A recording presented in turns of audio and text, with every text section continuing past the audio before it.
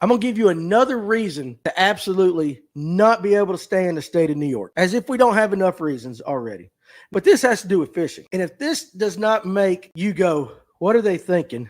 I don't know what will. So let me tell you a story about a guy named Cliff Chamberlain. On August 31st of this year, Cliff Chamberlain was fishing on the Salmon River. He was fly fishing, hooked up, caught a fish, got it in, and it ended up being a 6.5 pound pink salmon, a 6.5 pound pink salmon, which they're not rare, but they're kind of rare up there. In fact, the only reason they're there is because there was a Canadian, and I'm going by the articles that I read on this today. There was a Canadian fishery back in the 50s, dumped a bunch of the fingerlings down a storm drain, and they got into the Great Lakes.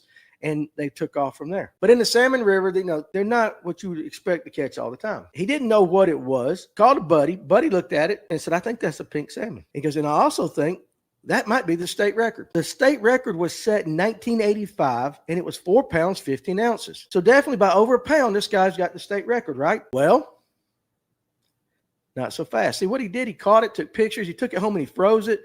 4 days later, he goes to the New York Department of Environmental Conservation.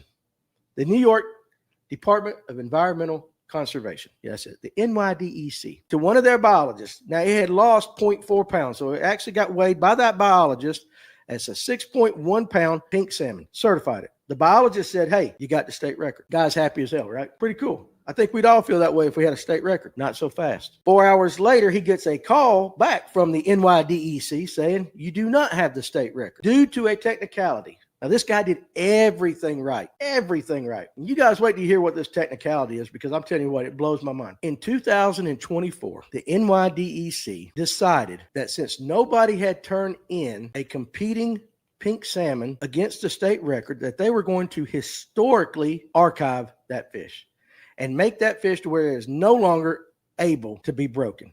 Nobody can turn in one now. So even though he beat the state record by over a pound, his was not considered the state record, because they said, no, since nobody's turned in one for the last 30 or 40 years or whatever, we're just going to put it over there.